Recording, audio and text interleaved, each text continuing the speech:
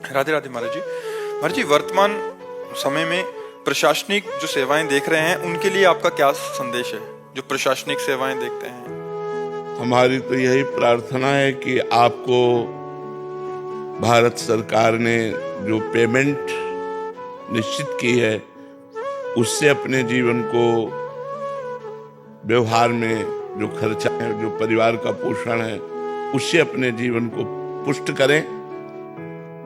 घूस या किसी भी तरह से प्रलोभन में फंसकर अन्य धन को स्वीकार न करें, क्योंकि उससे अधर्म हो जाएगा।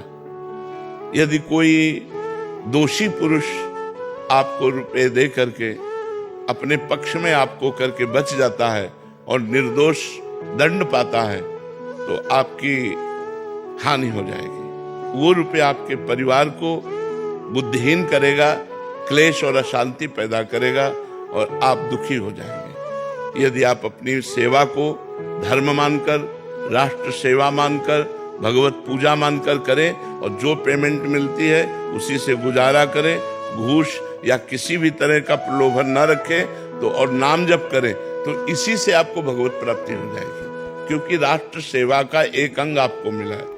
आप किसी भी डिपार्टमेंट में हो, राष्ट्र सेवा भगवान की सेवा है। जब राष्ट्र की बात आती है तो भगवान होता है। राष्ट्र हमारे लिए भगवान है। तो हम डॉक्टर हैं या मास्टर हैं या पुलिसमैन हैं या कोई भी है या आर्मी है, हम सब राष्ट्र सेवा में लगे हैं, सब राष्ट्र सेवा के अंतर्गत है।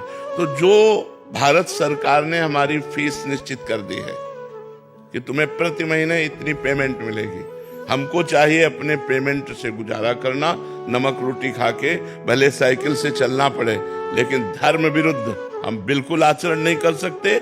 दोषी को कभी हम बख्श नहीं सकते और निर्दोष को कभी आँच नहीं आने देंगे। अगर ऐसी वृत्ति रखी जाए तो हमें लगता है वो सेवा भगवान की प्राप्ति का हेतु हो जाएगी। हमें जैसा कल एक वकील साहब आए थे, हाई कोर्ट में कहीं सेवाएं देते हैं, कि मैंने भी यही जो आपका ये वचन था ये बोले कि अरे इतने से फिर गुजारा नहीं होगा, मतलब दिक्कत आ जाएगी घर चलाने में। मतलब वो उसके बाद भी वो कह रहे थे कि हम धर्म पूर्वक चलने का प्रयास कर रहे हैं, बट उतना तो करना पड़ेगा इतने। क्योंकि वासनाएं इतनी बढ़ गई हैं, आवश्यकताएं इतनी बढ़ा ली गई हैं कि अब उनके लिए हमको विलासिता के लिए अधिक धन चाहिए। तो अगर अधार्मिक पुरुषों के द्वारा दिया हुआ धन और हम उससे विलासिता, तो यहाँ गुजारा कर लो जैसे कर लो, फिर नरक में गुजारा अच्छे से होगा। कह रहे जब धन दिखता है ना कि इतना दे रहा है तो फिर वो वृत्ति बिगड़ जाती है। तो फिर आगे उसका परिणाम भी तो देखना चाहिए। मछली जो है वो केवल चारा देखती है और लपक के पकड़ लेती है, कांटा उसमें होता है और कांटे में फंस के अपनी जान गंवा देती है। चारे के लोभ में उसको कांटा नहीं दिखाई देता, वो कांटा सर्वनाश कर देगा, वो परिवार की बुद्धि भ्रष्ट कर देगा, तुम्हारी बुद्धि भ्रष्ट कर देगा। आखिरी परिणाम विनाश ही होगा। लिख लो, अधर्म के द्वारा किए हुए कार्यों का परिणाम विनाश होता है और धर्म के द्वारा किए हुए कार्य वर्तमान में दुखद हो सकते हैं, लेकिन परिणाम में वो सुख प्रदान करने वाले होते हैं। अधर्म के द्वारा किए हुए कार्य वर्तमान में सुखद दिखाई दे सकते हैं, लेकिन परिणाम उनका दुख होगा। पक्का समझ लो, शास्त्रीय सिद्धांत है, भागवतिक सिद्धांत है, इसमें कोई गुंजाइश नहीं है। आप ये देखते हैं, कहने की बात नहीं है कि चंद रुपए के घूस के प्रलोभन में कई अफसर, मतलब उनको अपमानित करके उनको कार में बैठाला गया।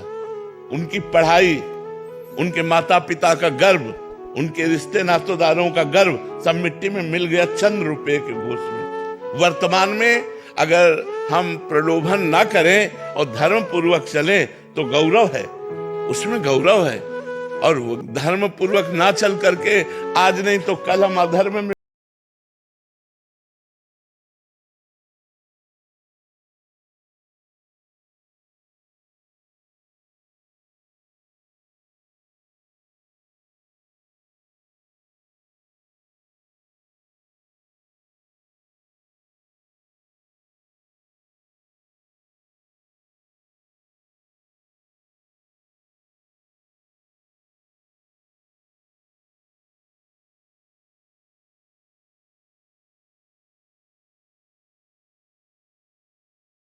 धार्मिक लोगों की रक्षा करना, निर्दोष लोगों को सुख प्रदान करना, दोषियों को दंड के द्वारा सुधारना, ये अगर इसमें हम प्रलोभन और भय का त्याग करके, तो यही हमारी भगवान की पूजा बन जाएगी।